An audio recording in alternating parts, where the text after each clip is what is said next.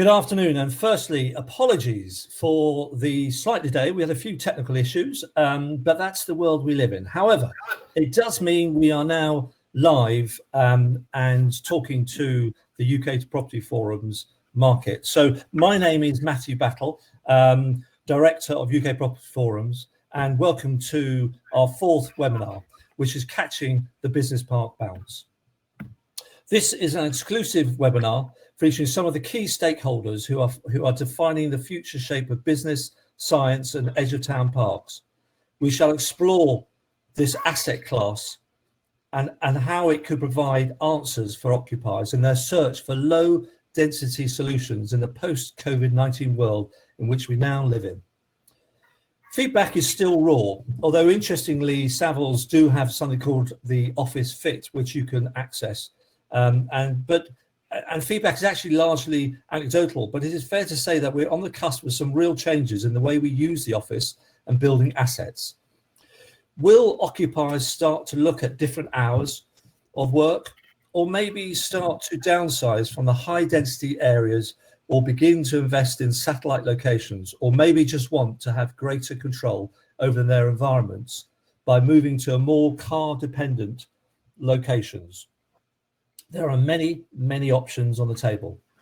But, and this is an important point, in our rush for answers, we must not forget the elixir of work, the ability for people to collaborate and to be creative. Can this really be done by sitting at home on Zoom calls like this? Who knows? But maybe our speakers do. We shall start in a minute with an update on the market from the property advisor Savills, and then hear the views of Harwell, Arlington and MEPC, who are all arguably at the cutting edge of the development, design and implementation of business, science and edge of town parks across the southeast. But before I introduce our speakers, some house notes for our 160 signed up attendees to ponder on. We obviously want you to maximize your viewing experience, and in the top right hand corner you'll see the chat. And you can, please do answer the question. You can have a go at my technical or lack of technical skills or whatever, but please do come and again, your thoughts as they come on throughout the session. Secondly, the polls. I can see you're already answering that, which is great. I've got a few more very interesting and they're very useful actually. They give excellent feedback. And finally, the top right hand side, you'll see handouts. And again, click down on those. Again, very kindly, Savills' latest Office Fit, which has been produced by their workspace team, and also Milton Park, their travel work survey. Again, pretty current, or very current, and all aiming to inform people in this post-COVID world we now live in. So, the other thing which you can do on the chat, if somebody asks a question, so I see David has just asked a question, you can click on that and you can see David's email if you wanted to direct email him and have a separate chat room. So I'll leave that with you. There's a bit of interaction you can have with the webinar, and hopefully you will find that useful. And just finally, we will be following this all up with an email to everybody afterwards with some links. So now this is the interesting bit. I will turn off my video and I will introduce the three speakers. So that's Cliff Dare and James Raven. Right. Second time lucky. There we go. Great. There we go. Okay. Thank you very much for that. And your patience is very good of you. As we do this. So top left, James Raven, who is Chief Executive Officer of Arlington. Top right is Philip Campbell, Commercial Director, Milton Park and MEPC. And at the bottom, Cliff Dare, MBE, Chief Operating Officer and Head of Real Estate, Harwell Campus. So welcome to you, and thank you for joining us. We will come back to you individually, but if you could turn off your video, and hopefully we can now see Charlie, but if not, we will hear from him. Video. don't think the video is working. Okay, don't worry then. So let's just, you're going to just have your voice and we will imagine you. And that's an interesting concept. But let's just imagine Charlie for a second. And so let's crack on. Can you give us an overview of the business park market in its sort of general, where we are today from your own research? Yeah, absolutely. Well, thank you, Matthew. If we start by sort of going back in time a bit and see where business parks came from. I suppose, during the late 80s, we saw Stockley Park, situated near Heathrow Airport. It was starting to show signs of design and architectural, the architecture coming forward. Really very, very well located, adjacent to Heathrow Airport. The perfect springboard for American companies to come into Europe, really using Stockley Park as a home for international headquarters buildings. Big, wide boulevards, a lot of architectural competition for the design of the buildings, plenty of space, a very American format, a very American feel. American corporates felt very happy there. I suppose after Stockley Park, we then saw Chiswick Park coming on stream, and there's a big argument to say that Chiswick Park isn't a formal business park, but it is, on the edge of a sort of urban environment. Very good communication for underground trains, for driving, a lot of housing nearby for staff, and companies were seeing this really as a very good location to move some or all of their staff out of more central London locations. I suppose from then, we then look at, the dot-com boom, we look at the M4 corridor, back to Heathrow Airport again, and the development that took place sort of along the M4 corridor in Slough, in Maidenhead, and then in Reading, I suppose really governed by a 45-minute taxi drive from Heathrow Airport. We then saw Green Park and Thiel, both of which were able to learn from the others, the other schemes, building each time on the features which have now become so important on business and science parks alike. The facilities for staff, ease of access, plenty of design, good landscaping, somewhere for people for staff to go. And the staff have changed as well, and I'm sure, as we would find during this discussion, staff ages have reduced, and these guys are looking for sporting facilities and cafes and just cool areas to be. So where do we see? We sit here in unprecedented times, as we've heard many times. We are looking at getting staff back into offices, clients getting staff back into offices, public transport potentially being an issue.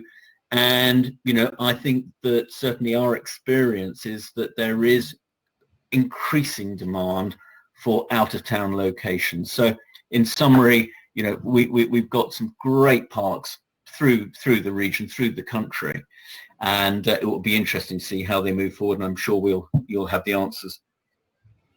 And thanks for that, Charlie. And just additional question. You in some respects, when Microsoft, Apple, and the original raft of American companies arrived from Silicon Valley to the UK back in the 90s, do you think those reasons why they came to the Thames Valley and the business parks will come back? Because I think what you've said is there was a move back into the city centre because that's where perhaps younger X and Y generation wanted to be. But maybe you're sort of intimating that.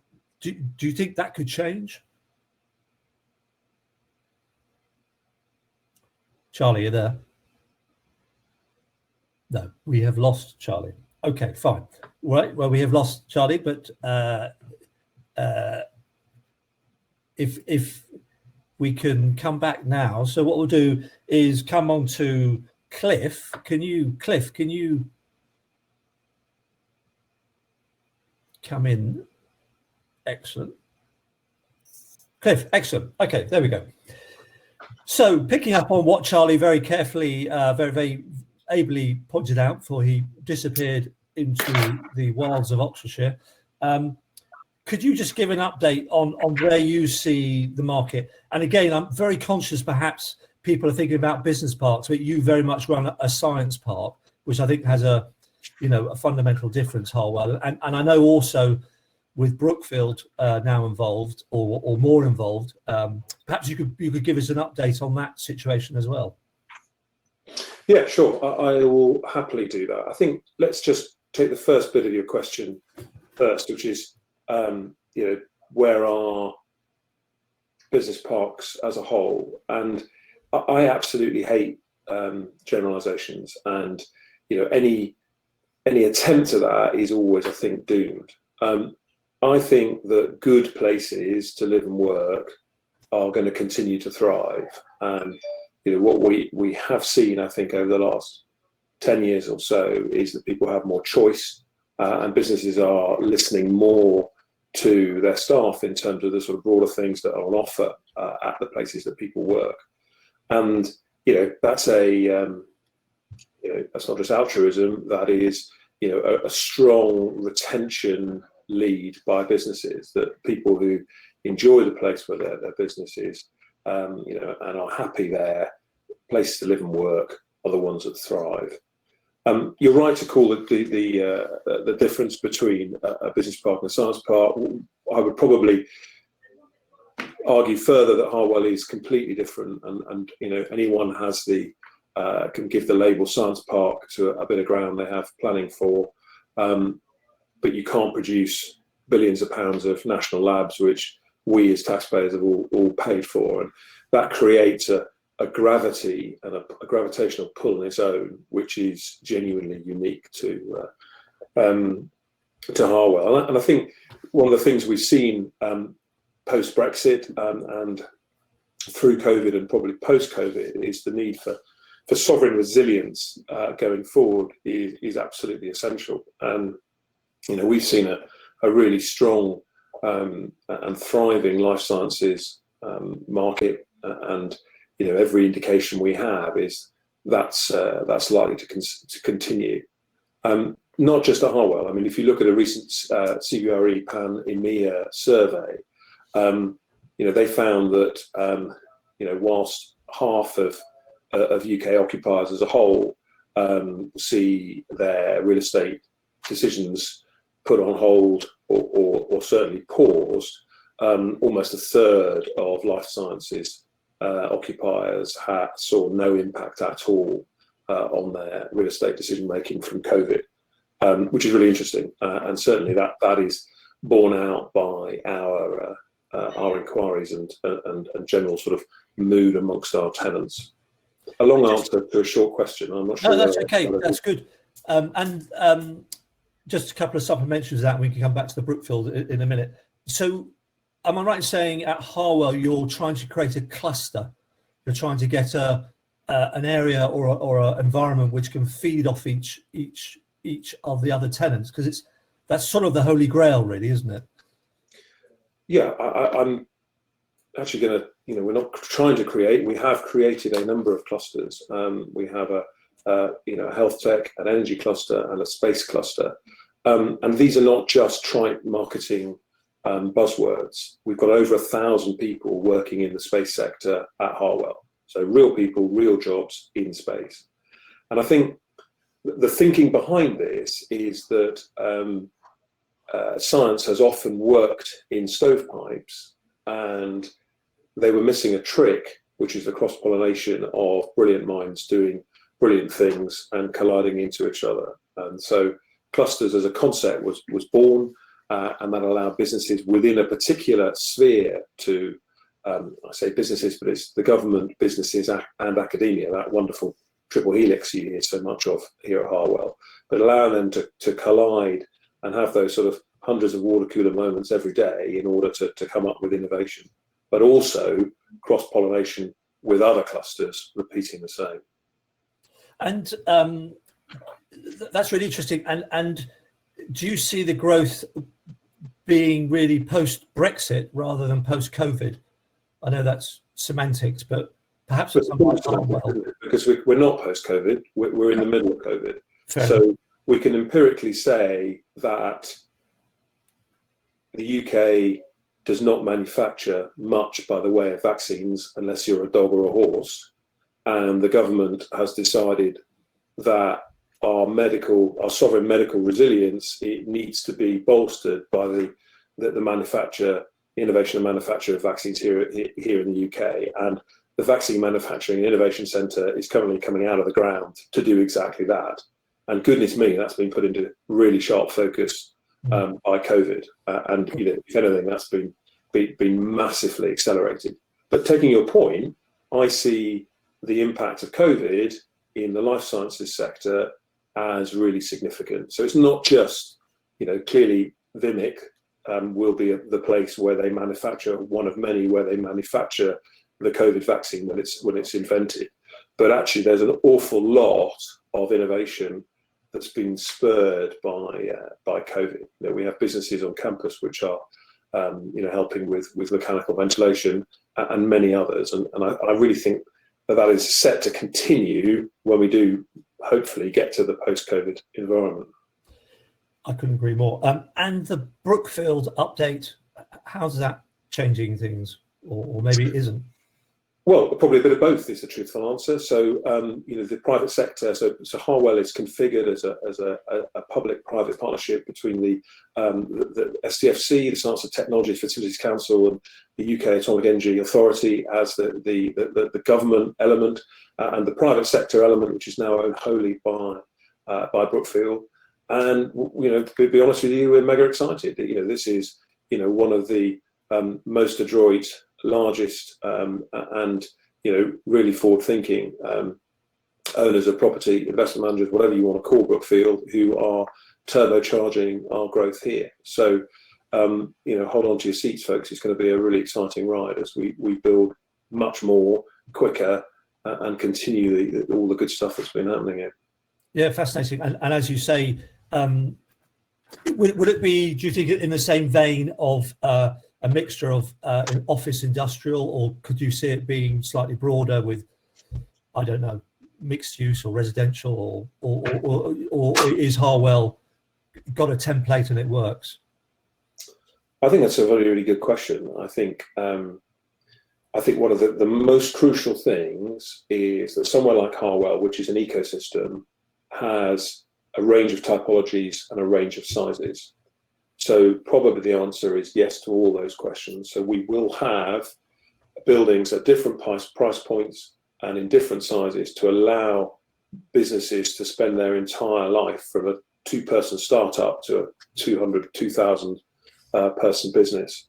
That means, in real estate language, science sheds, and probably 2 or 3 tiers of those, and what we would all know as offices, but where there's research going in. What you won't see is a move to Harwell becoming like some of those places in Boston where you've just got massive footprints. That looks like a great idea on paper, but it kills the idea of the ecosystem where businesses can grow. Right, fair enough. Okay, that's really interesting. Thank you for that, and I wish you luck with the Brookfield situation as it unravels, because we should no doubt will. So it won't be unravelling as it gathers pace, I think. It gathers pace, sorry. Yes. I meant the story unravels, you see. I'm a journalist, so, I think about story develops, unravel. The situation gathers pace. Well, we agree on that. Okay, great. Thanks, Cliff. If you could, James, if you're there, if I could now call on James Raven, and if we could put you right. Can you hear us okay? Great, thanks for coming in. So I think it's quite interesting, James, you obviously lead Arlington, which has edge of town, and I was really careful to use the language here, because I think things do get lumped into sort of specific asset class, and I see Gloucester, Uxbridge and Oxford, and obviously Reading as well, all very much edge of town. And I know that's an area which you see as, part of your raison d'etre. and also interesting, look at the polls here is some of the sort of move which people have towards that. Just looking at this different locations, and 88% of the people there can see people moving to outside city centre locations. And I guess for the sake of the discussion, and this question is moving away from higher density areas, and obviously higher density would be a city centre. So I just wondering your rationale and where you are in that sort of debate, really. Okay, well, thank you. I think the key point really for all these things is accessibility.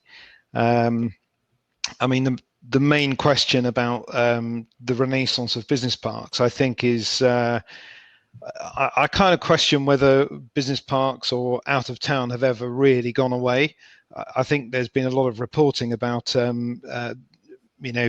urban regeneration and so on the focus on town centres over the last 10-15 years or so, but really sort of statistically in terms of take up, it's always been much more parity than I think the press would have you believe. I think what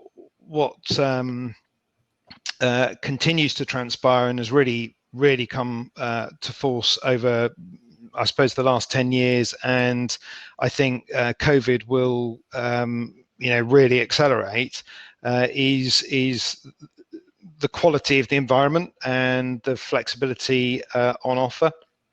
And I think that Arlington's focus, and we do have, we have Manborough Wharf in Hammersmith as well. So we do have what would arguably be town centre location, but it's obviously edge of London and West London market. But I think the key thing is being able to get access to staff, obviously high quality staff, high quality graduates in particular, and being able to get to your business location through a range of transport modes. So obviously the locations, with arguably the exception of Hammersmith, that we have, are really focused on clearly the motor car, which is been the pariah for the last 20 years or so, and has really kind of driven that focus maybe in town,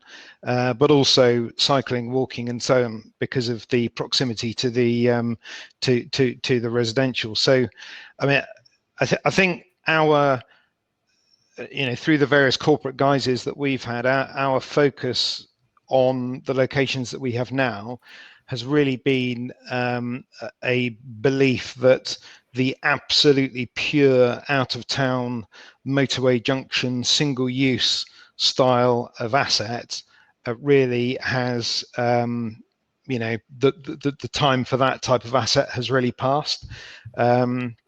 So we've sold out of those. It's really about the quality of the environment, the mix of use, amenity, and so on, and accessibility that we think are the locations that are going to thrive. Hence our focus now.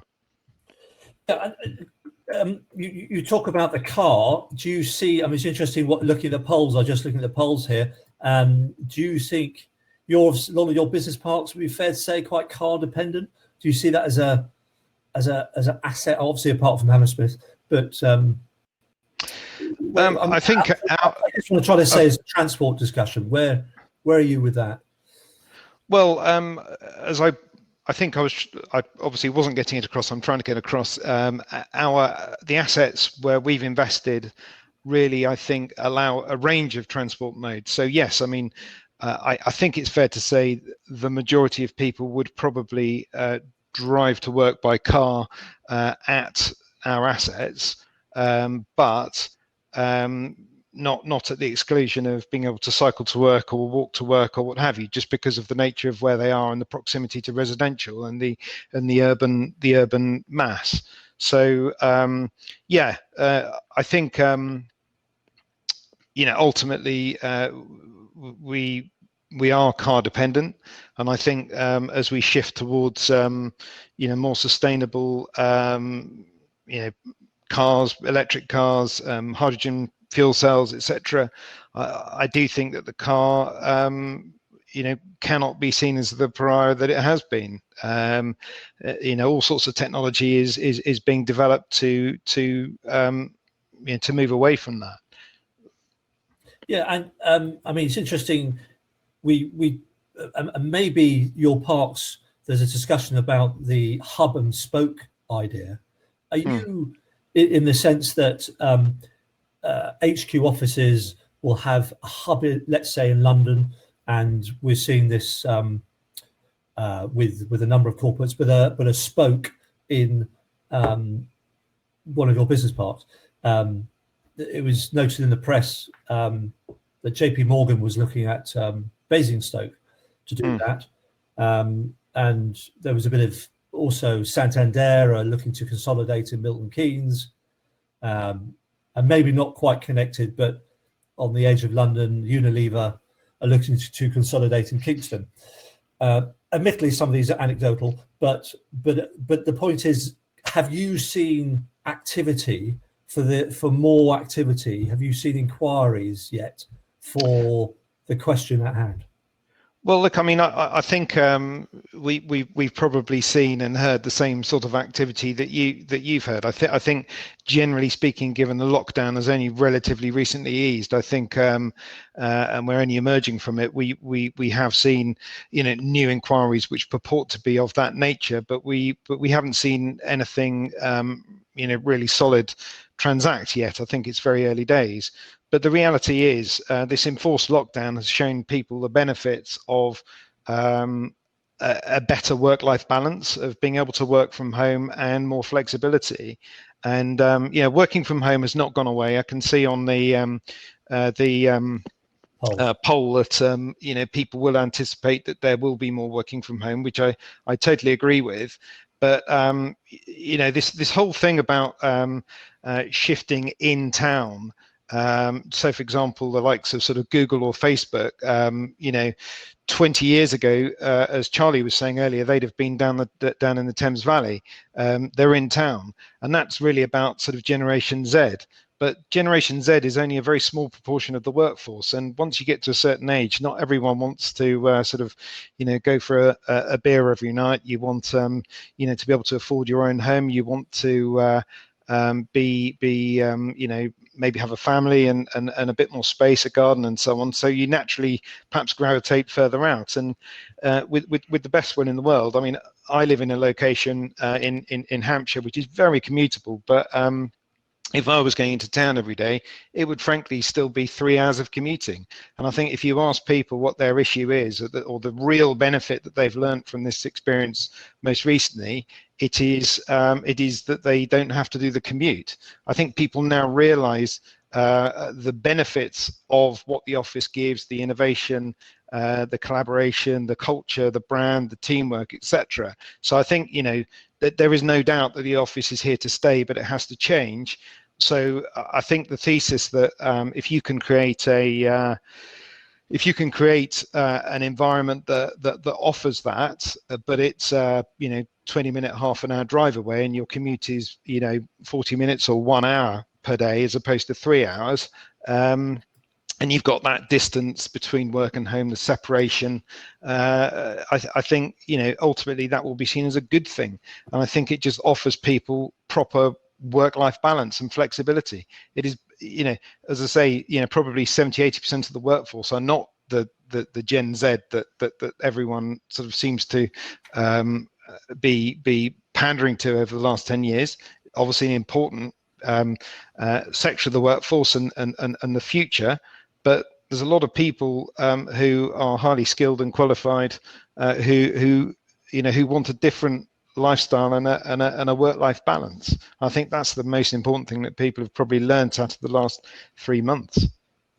No, well put. And I think it's that flexibility approach, which I think is really interesting, and I think we'll see play into the market a bit more. Just one other thing, and I'll probably say the same to Philip. I mean, interestingly, we posed a question of when do we think people will go back.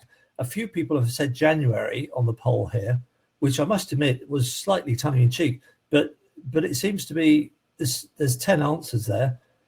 How do you manage that sort of I get what's the word, apprehensive, or people are slightly fear of going into the office, and as a business park owner, how are you going to give them confidence, I suppose, to come back to these locations which you've created? Well, I think the in terms of, again, back to the original point, this is a debate about the renaissance or potential renaissance of business parks. I think what business parks can offer is obviously lower density development. It's the multimodal accessibility that we've talked about quite a lot already. It's low density development, arguably, even your own front door. 20 years ago, businesses only wanted their own front door. Then there's been this shift to greater multi-letting and serviced offices and so on. I think as a business park owner and manager, one of the really key things going forward is going to be the quality of the management of the environment and the common spaces. You obviously have an attractive open environment, so look at any number of the parks that we have, or Philip has, and Harwell and so on, and there's lots of open space and lots of amenities and so on, but you're going to have to manage the common areas of buildings really well and hygienically, and make sure that they are well clean environments, and that you can sort of demonstrably show that through what people physically see. So you're definitely going to have to do that. It's definitely part of the way to give people confidence of the benefits of coming back to the office.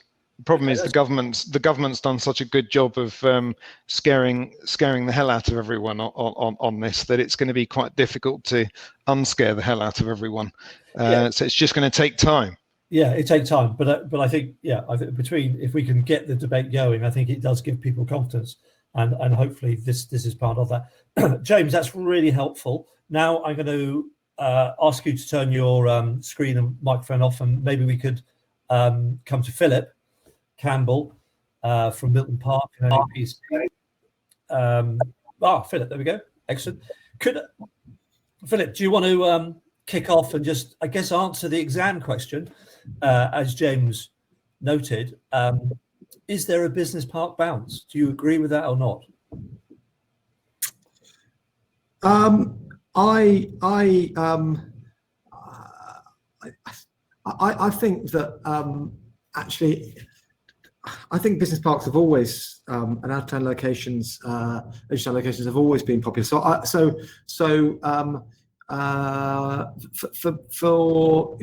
at Milton Park, are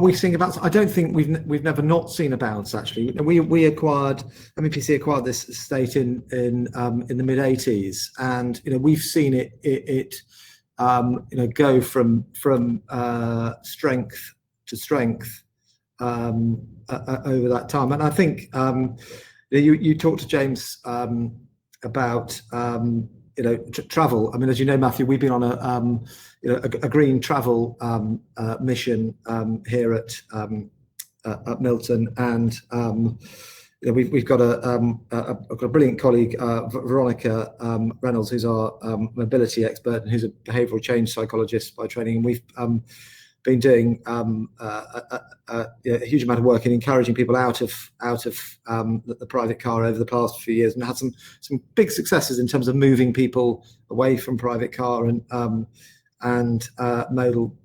Improving the modal shift and onto other forms of transport, but the fact is, with as James said, with the kind of business park locations, that the great thing is actually you have the flexibility of the choice and the flexibility of different modes of transport, and in times like this, you can if you want to come to Milton Park, it's not something we want to encourage, but you can do that. So it really gives that flexibility. You're on mute, Matthew.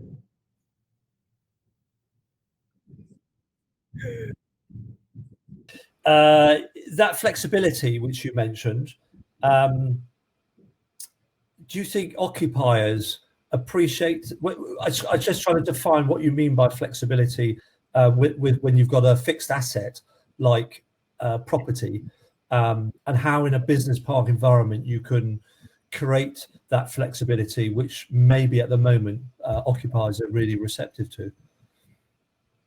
Is it in leases? Is it in the environment? Is it in the building? Is it? How do you... So I think I think what we're going to what is coming out of COVID is an acceleration of lots of different trends which we were already seeing, and I think that the pace at which they come forward is going to increase. And it's trends like a flight to higher quality premises, companies requiring more flexible leases. I think service is going to become more important. I think when we get through this, amenity in places is going to become more important. And I think as custodians, if you like, of large single estates, actually business park owners and managers are going to be in a better place to deliver that more effectively and more holistically, if you like, to meet occupier demand for that acceleration of change. And you see in terms of your travel program and the feedback, I noticed you've done a questionnaire on that. What other trends do you see happening to the business park to sort of attract occupiers? I mean, are we talking about like tramways? Are we talking about, I don't know, cars, driverless cars, or what? I mean, how does one get that debate going? So one of the things we decided to do in early May was to do a survey across the whole of the Milton Park occupier community to, I guess, really understand people's preparedness, intentions, and attitudes to returning to work and the workplace post COVID, and we did a survey across the whole of Milton Park community. I think we had about 600 responses in total, and we split that between business leaders, i.e. those responsible for others, and employees. And I get that there were some interesting things coming out of that. I think to answer your transport point and mobility point, Matthew, that people are definitely thinking about different ways of how they get to work. When they return to the workplace, it's quite interesting to also hear about people's concerns about returning to the workplace. And the biggest one that came across from the Milton Park community was the ability to social distance in the workplace. And one of the great things about the environments with which we operate is they are less dense. And I think we worked out that, I think the survey told us that by September, about 50% of the workforce felt they would be returning to work, and we worked out. Sorry, just to interrupt you on that idea of because one of the questions is typical offices have sealed windows with recycled air. How will you get over some of that issues in terms of this is from Paul, just picking up on your question about your buildings. Can people open their windows? How will they control the environment, I suppose I'm saying? Well, a lot of that is, as a property owner and manager is where you are responsible for these things as a landlord to demonstrate that you are your maintenance is up to date and you're putting the relevant measures in place. Yeah. Okay. Now, perhaps we could get the other two speakers up, and then we'll see if we can get hold of Charlie, because a couple of questions. I will come off, and perhaps we could get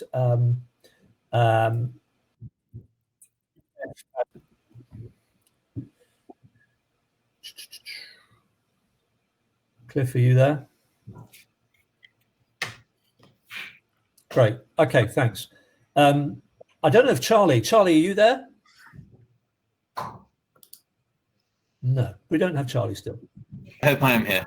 Oh, you are there. Very good. Okay, Charlie, if you're okay, because we won't risk the video just in case.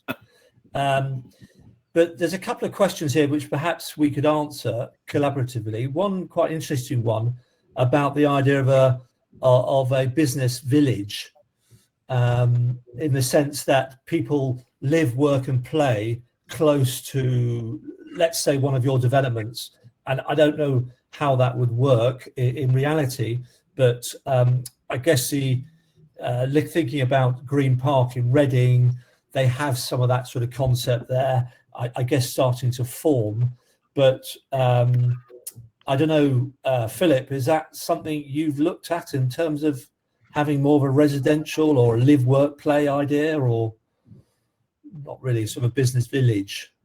Yeah, I mean, very, very much so, Matthew. So, as you know, last year we launched a sort of 2040 vision for Milton Park, looking at what the place might be like in 20-25 years' time, and looking at the steps we need to take now to get there. And we did, over a period of sort of 9 to 12 months prior to launch, we did a huge amount of research, consultation, and engagement. And what we heard from our community and local stakeholders really is an appetite to move from the kind of 9 to 5 environment to the sort of more 24/7 environment. And I don't think we used the word residential, but certainly overnight accommodation came into that. Right, interesting. Cliff, do you have any comment on that, or? I do. Yeah. I think that live, work, placemaking, amenity are absolutely essential for the parks that we're talking about in the future. And we certainly see residential in many guises. I don't mean a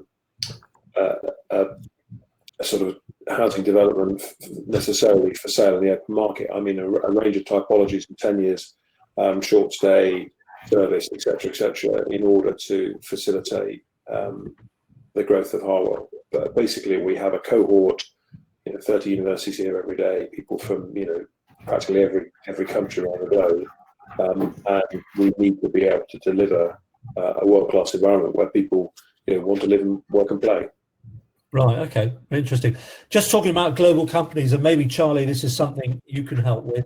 I've got a question here from William. How big an issue do the panel think the crisis in the aviation industry at Heathrow is to internationally headquartered companies in the area?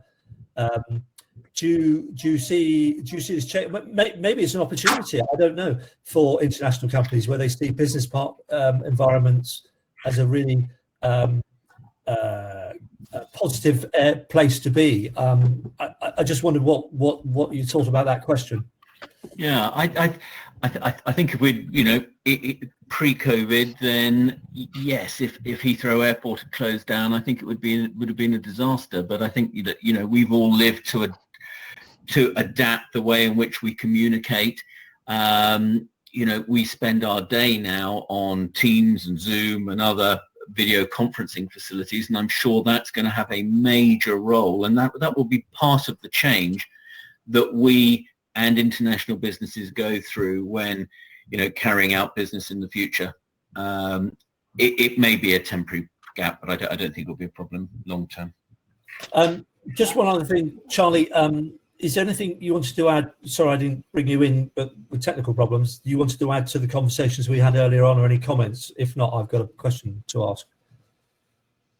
I would love to, but I couldn't hear a lot of what was being discussed. So okay, all right. Well, you're here now, which is the main thing. So my next question, and something I'll come on to James in a minute, but perhaps you could kick off this idea of creativity, and how do we this elixir of work? How do we generate that creativity and that ability to get good ideas in an out of town location? Charlie, do you want to kick off from that? Yeah, I think that, you know, again, bits that I did pick up earlier. You know, the younger generations are very sociable. The facilities on a lot of the business parks and science parks, you know, are better. People are mixing, you know, in cafes and other eateries. I think people are communicating on the whole pretty well, and that is going to help to generate business.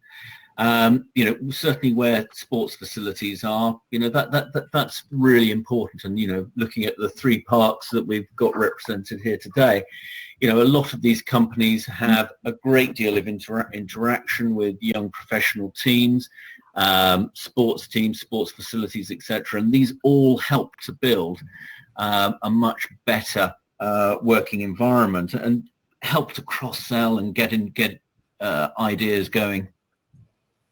Yeah, very helpful. James, what's your thoughts on that? Yes, look, I totally agree. I think the key thing is it's, and I'm sure the other speakers would agree, it's about building a community.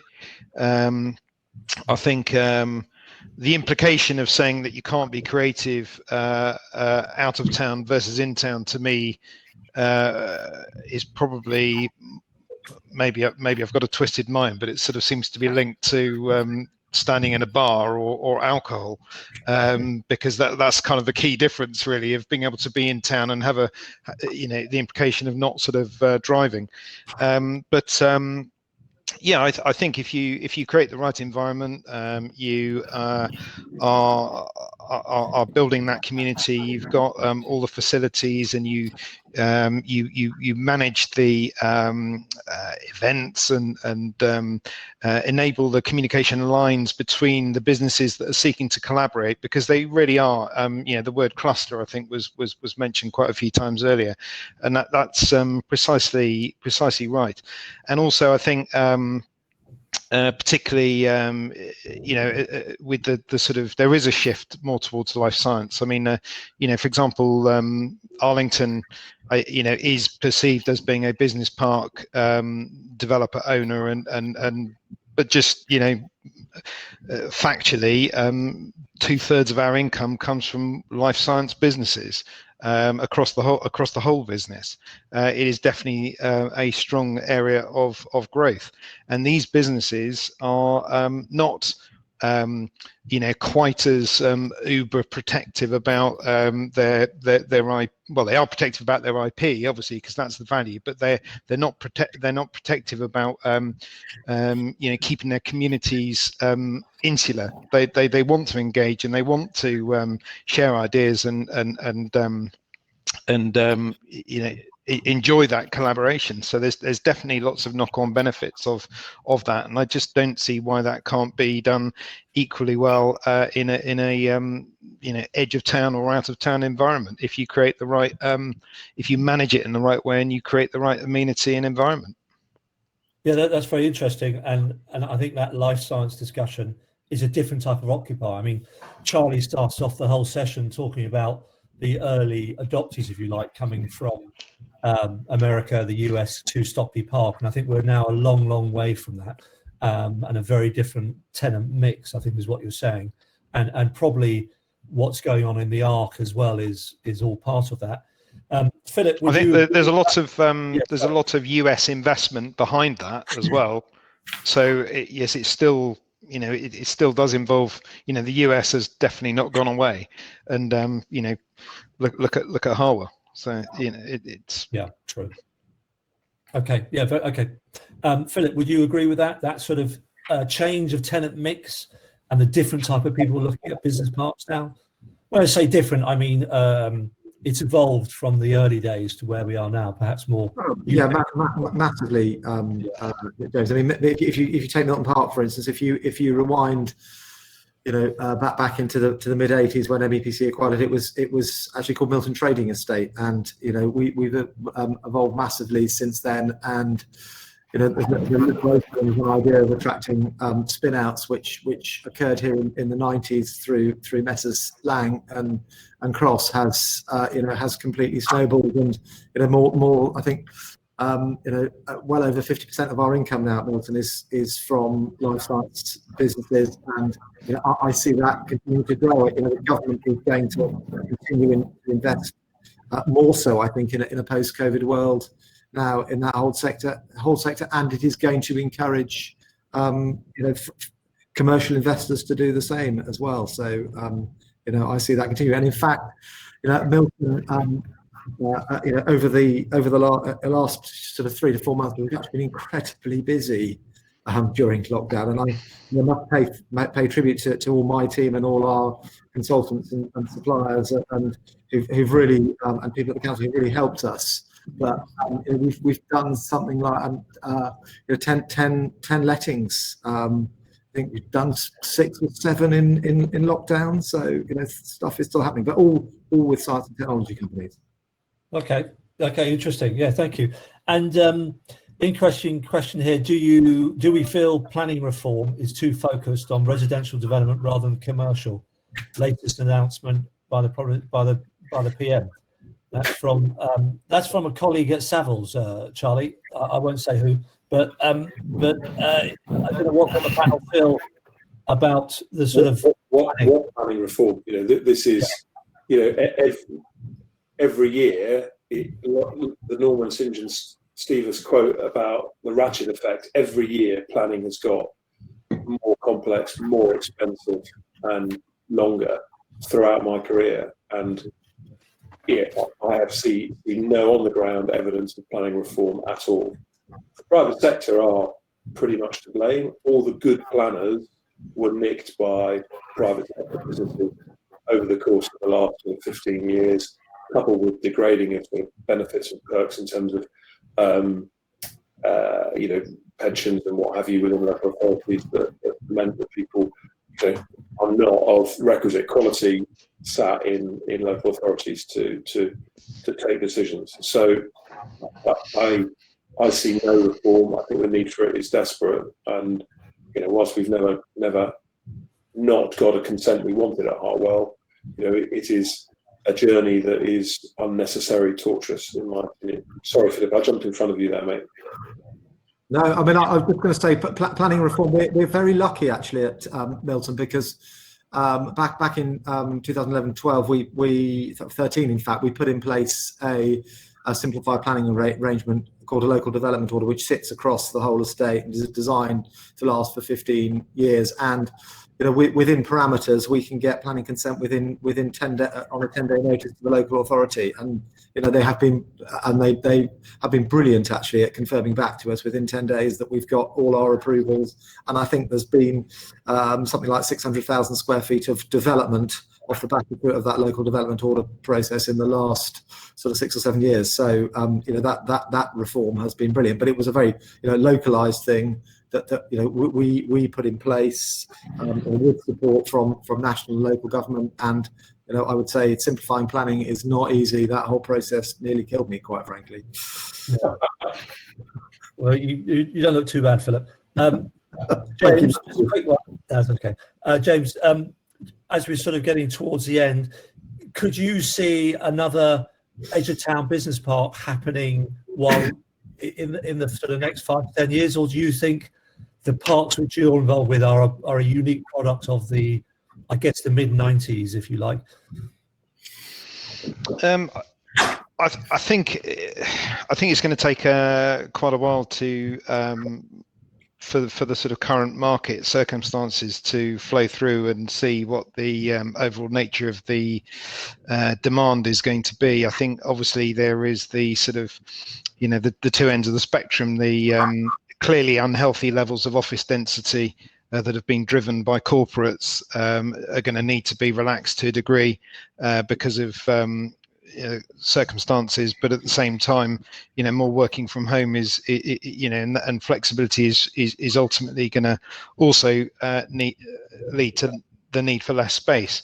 So I think it's sort of linked to the planning reform point. I mean, to be completely honest, I think it's too hot off the press for us to perhaps know exactly what's been announced. I'm certainly not aware, but I think that it's probably more about you know, flexibility and speed of delivery of consent, and probably housing.